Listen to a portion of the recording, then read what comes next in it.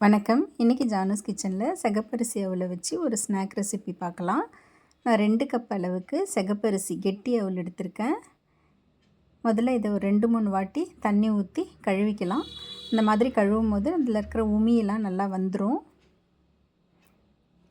இப்போ நல்லா கழுவிட்டேன். இது கெட்டி அவுலுங்கிறதுனால இதில் தண்ணி ஊற்றி கொஞ்சம் நேரம் ஊற வைக்கணும். இந்த அவுல் மிதக்கிற அளவுக்கு கொஞ்சமாக தண்ணி சேர்த்துக்கிறேன். தண்ணி நிறைய சேர்க்க வேண்டாம். இந்த மாதிரி தண்ணி சேர்த்து இதை ஒரு 15 நிமிஷத்துக்கு ஊற வச்சிடலாம். மூடி போட்டு அப்படியே வச்சிடுறேன். இதுவே லேசான அவுலாக இருந்தால் நம்ம கழுவும் போதே நல்லா ஊறி வந்துடும். இப்போ நல்லா ஊறிடுச்சு. 15 நிமிஷம் ஆயிடுச்சு.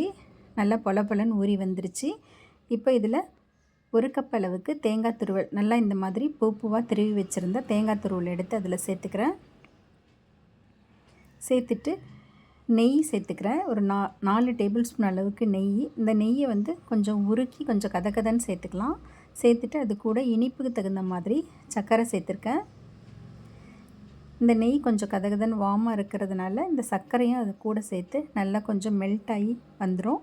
இப்போ இதை நல்லா கலந்து விட்டுக்கலாம்.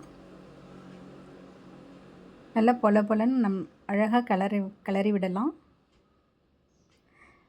இது ஈவினிங் டைமில் சாப்பிட்றதுக்கு ரொம்ப சாஃப்டாக இருக்கும்.